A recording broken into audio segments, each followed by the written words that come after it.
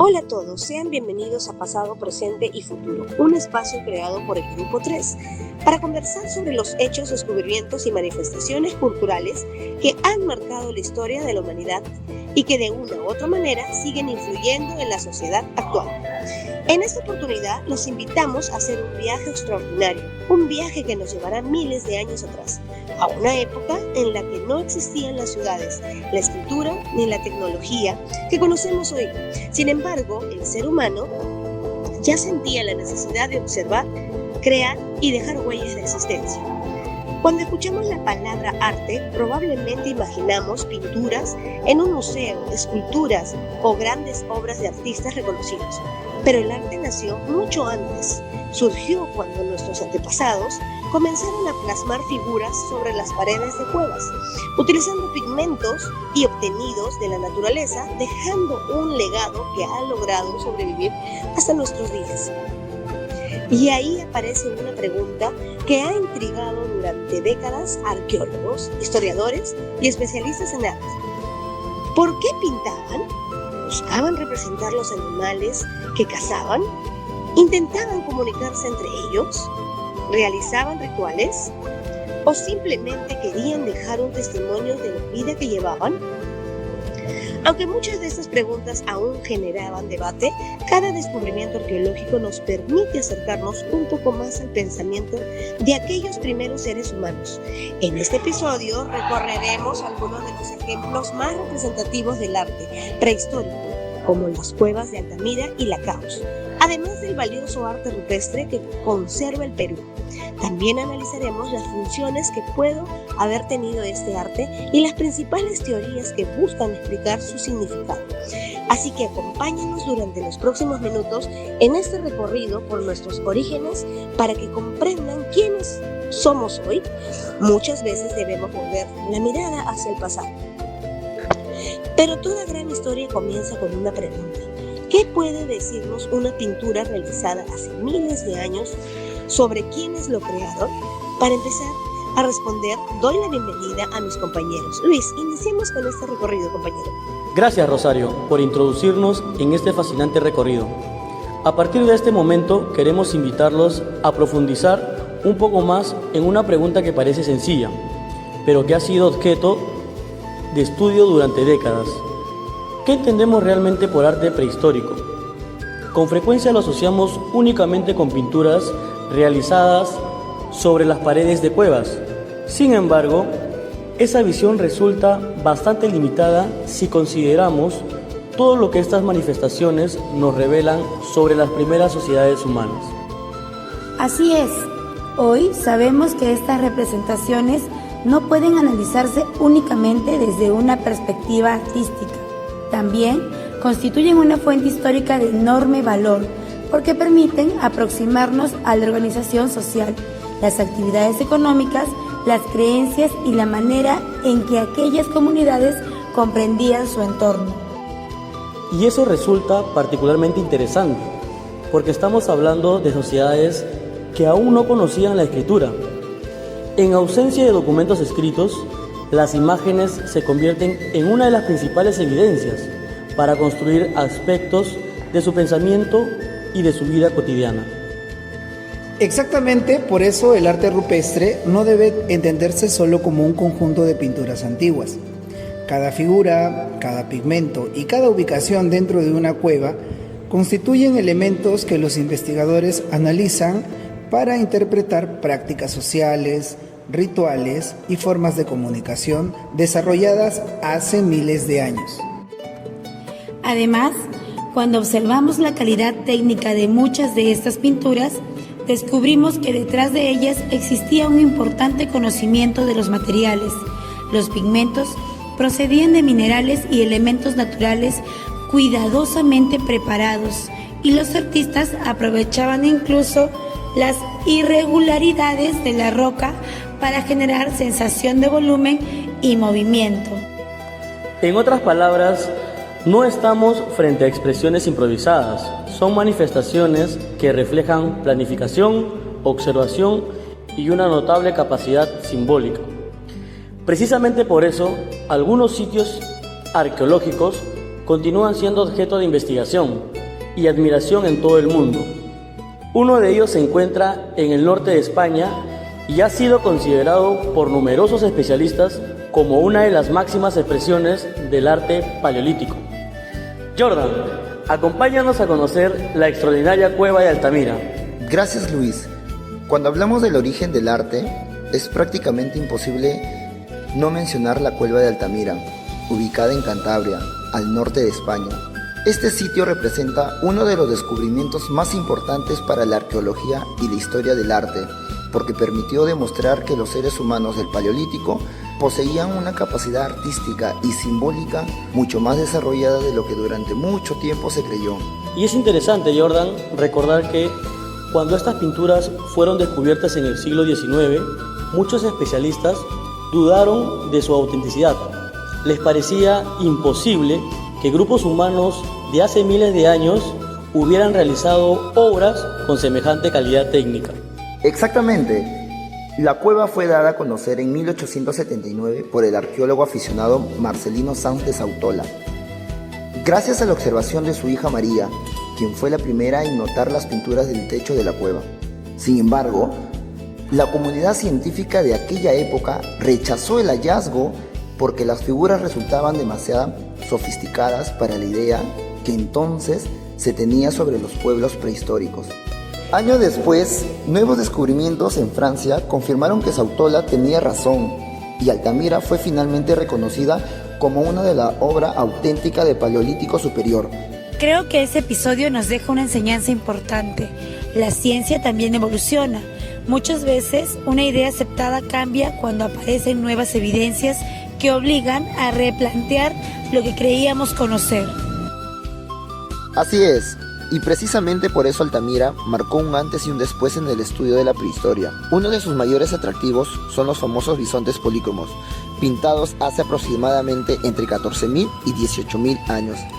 Estas figuras destacan por el uso combinado de pigmentos negros, rojos y ocres, pero también porque aquí los artistas aprovecharon los relieves naturales de la roca para generar sensaciones de volumen y movimiento.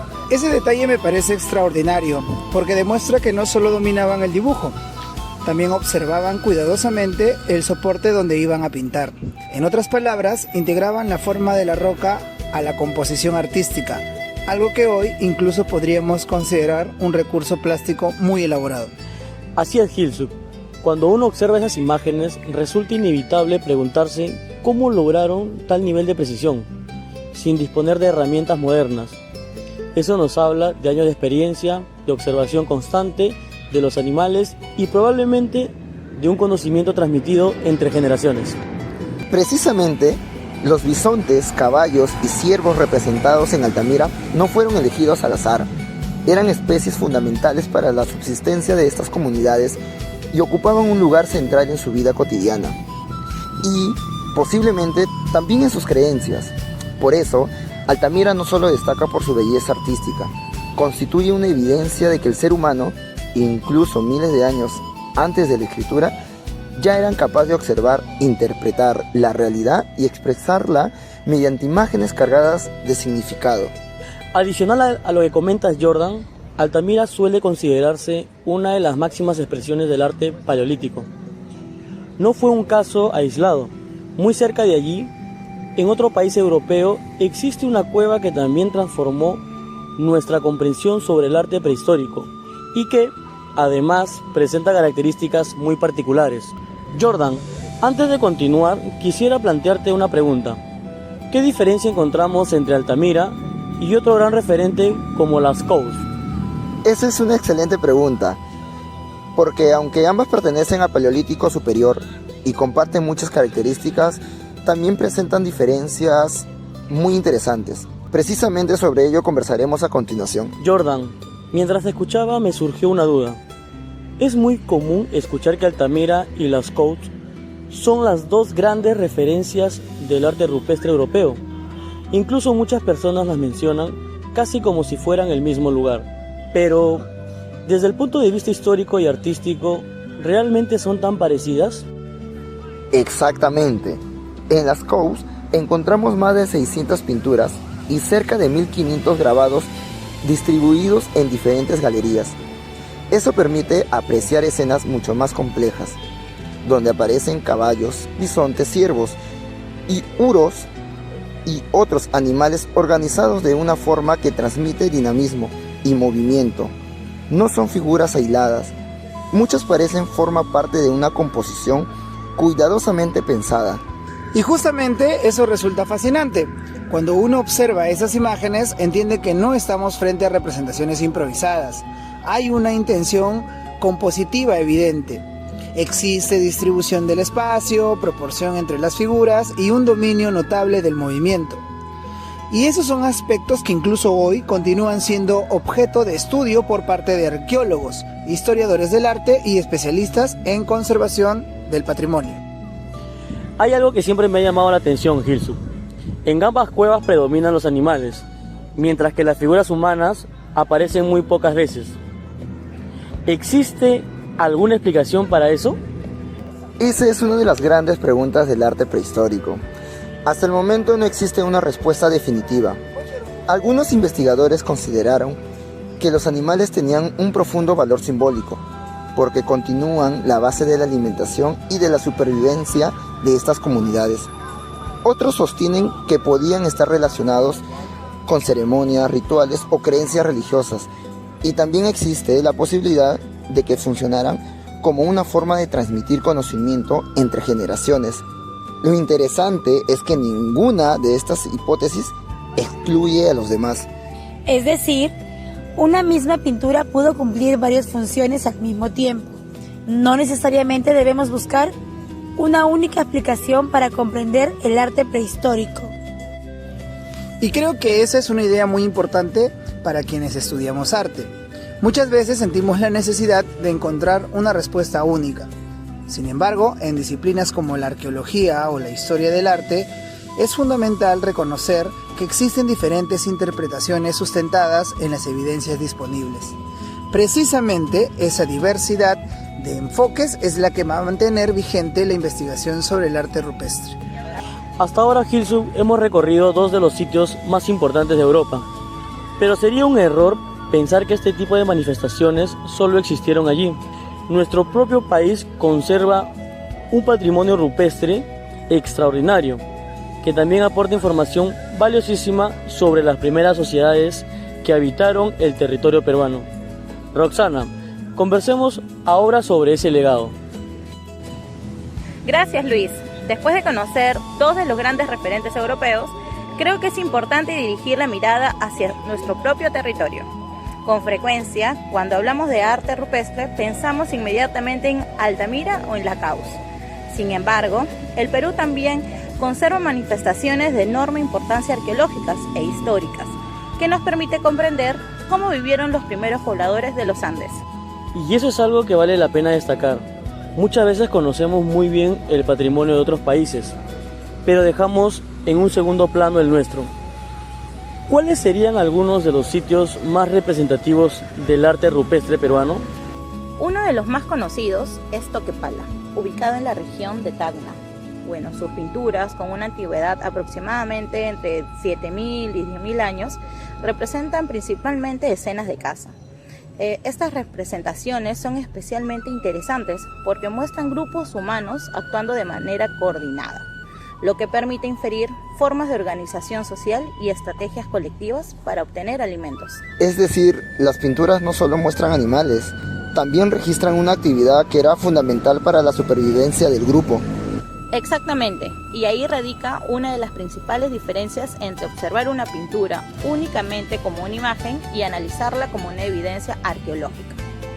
Cada escena puede aportar información sobre las actividades económicas, la relación con el entorno e incluso sobre las formas de cooperación que existían dentro de esas comunidades. Roxanita, mientras te escuchaba pensaba que de alguna manera esas pinturas terminan convirtiéndose en un documento histórico. No porque expliquen los hechos mediante palabras, sino porque nos permiten interpretar aspectos de la vida cotidiana de quienes lo realizaron. Así es, Isabel. Por esa razón, los arqueólogos estudian no solamente las figuras representadas, sino también el lugar donde aparecen, los pigmentos utilizados, la técnica de ejecución y su relación con otros hallazgos encontrados en el mismo contexto. En sí es el conjunto de todas esas evidencias el que permite formular interpretaciones con mayor fundamento. Claro que sí, Roxana, y creo que ese aspecto es muy importante.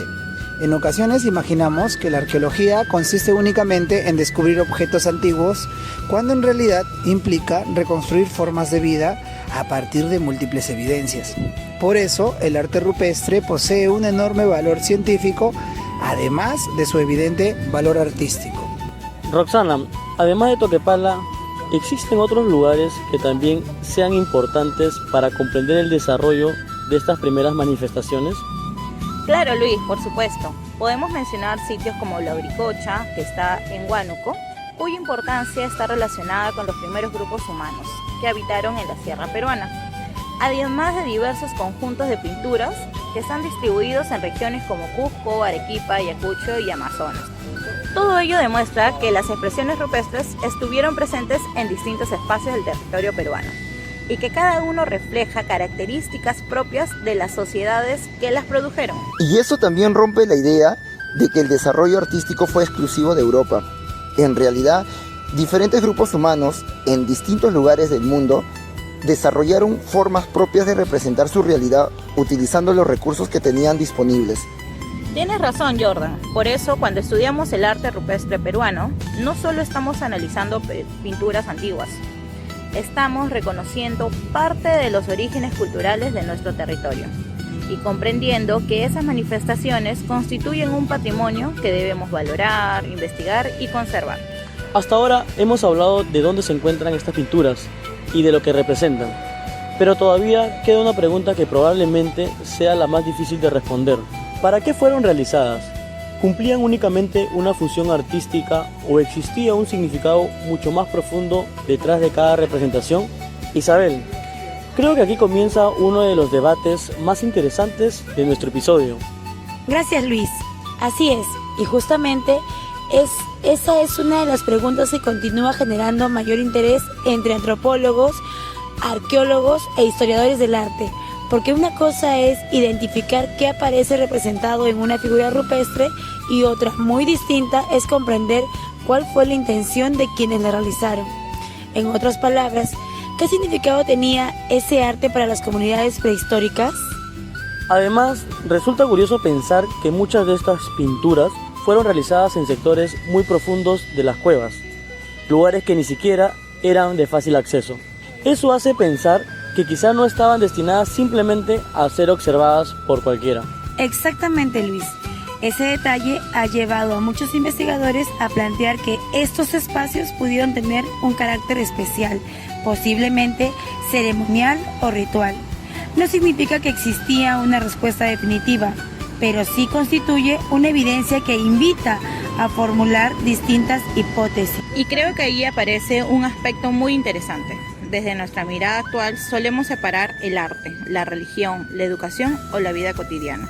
Sin embargo, en las sociedades prehistóricas probablemente esas dimensiones estaban profundamente integradas.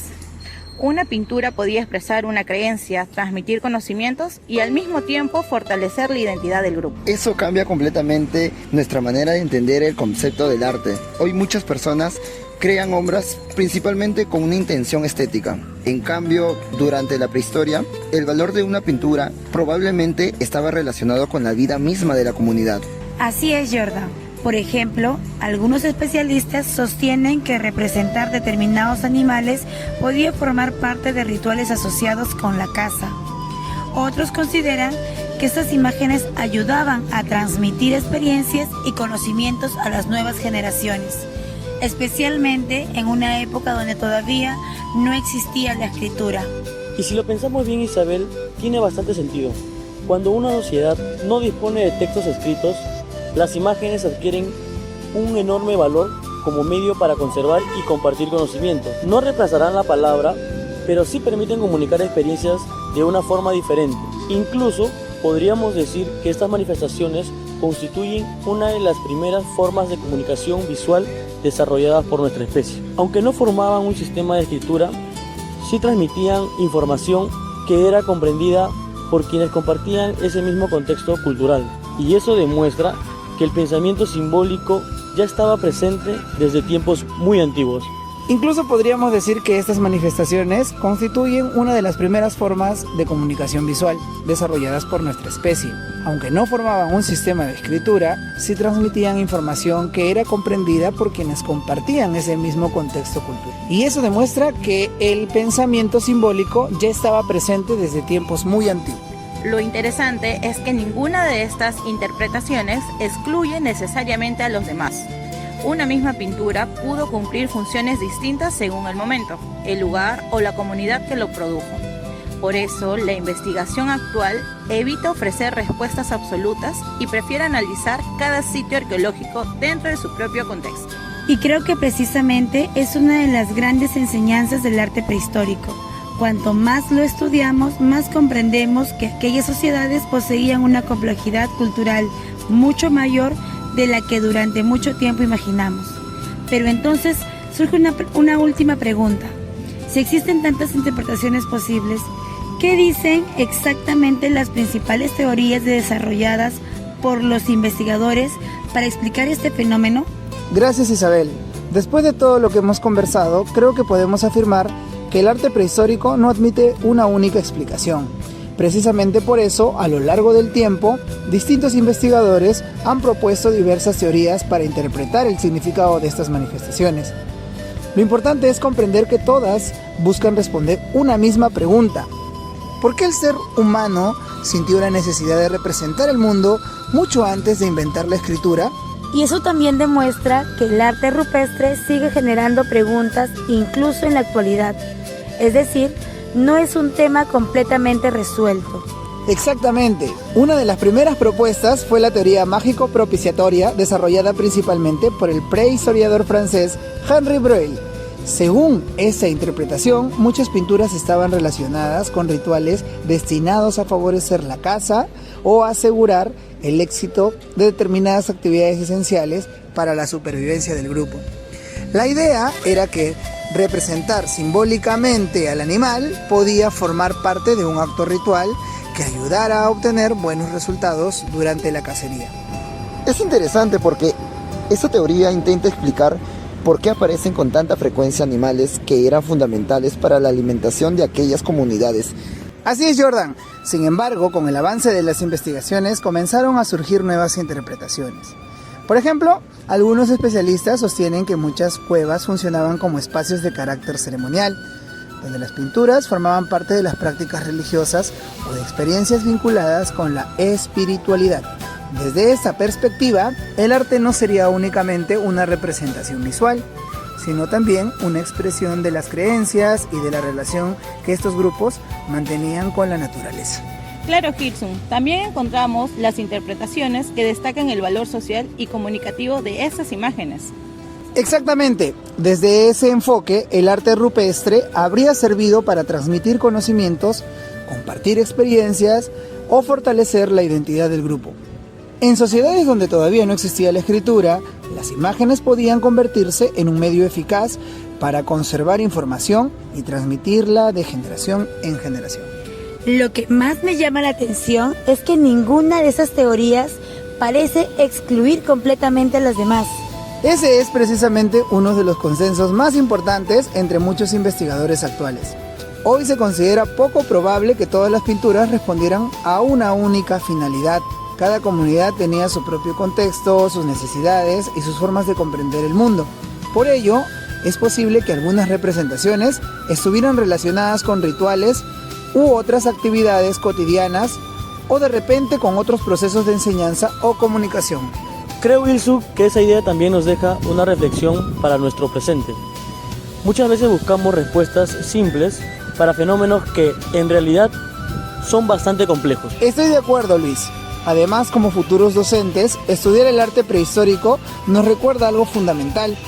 El arte siempre ha sido una forma de construir conocimiento. Desde las primeras pinturas rupestres hasta las expresiones artísticas contemporáneas, el ser humano ha utilizado las imágenes para comunicar ideas, preservar experiencias, fortalecer su identidad y transmitir su cultura.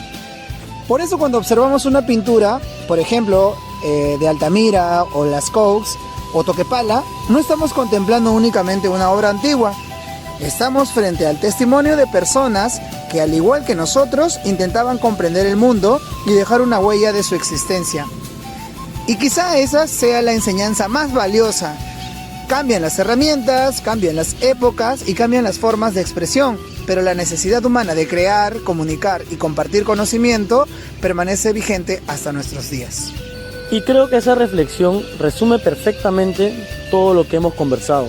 Hemos recorrido algunos de los principales escenarios del arte prehistórico y comprendido que estas manifestaciones constituyen mucho más que simples pinturas sobre roca.